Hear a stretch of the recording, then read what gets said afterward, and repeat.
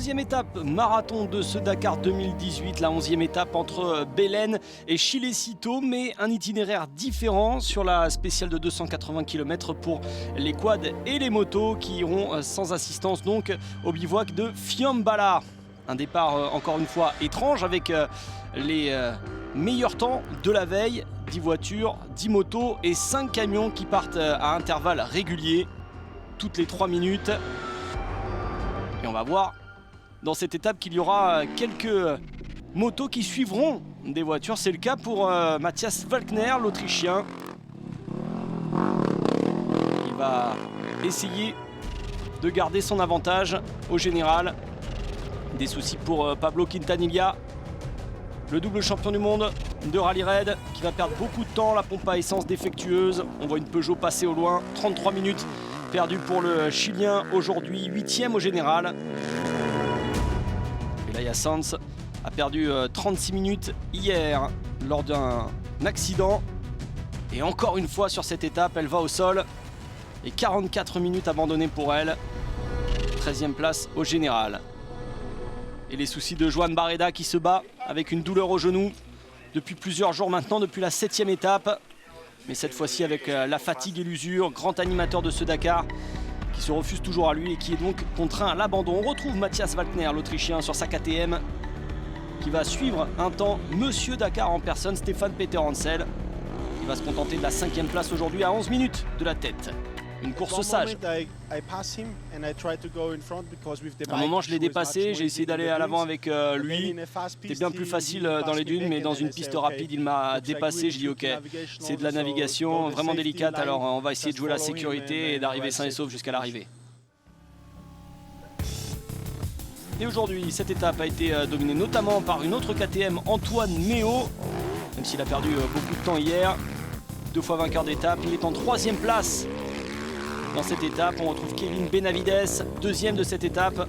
Il revient à 32 minutes de Matthias Walkner, d'une étape donc remportée par Toby Price, qui frappe à la porte, sa première en 2018, 8e au général. Le vainqueur 2016 est à près de 40 minutes.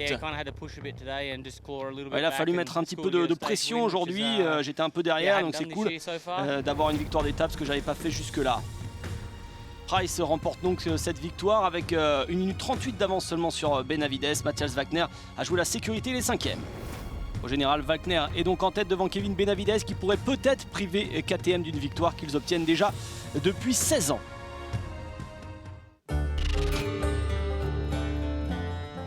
Le même départ pour les autos et le désert de Catamarca. Une toile vierge face à Mikko Hirvonen notamment avec son buggy de roue motrice qui va avoir de gros soucis dans cette étape.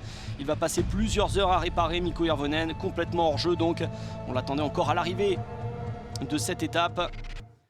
Carlos Sainz a vu sa pénalité annulée. Celle avec le quad de Kiskoulen, ça va mieux pour l'Espagnol qui va pouvoir gérer. Toujours une heure sur Peter Hansel et Alatia, qui s'intercale toujours avec les Peugeot. Beaucoup de terrain à rattraper pour lui parce qu'il a cassé sa suspension hier.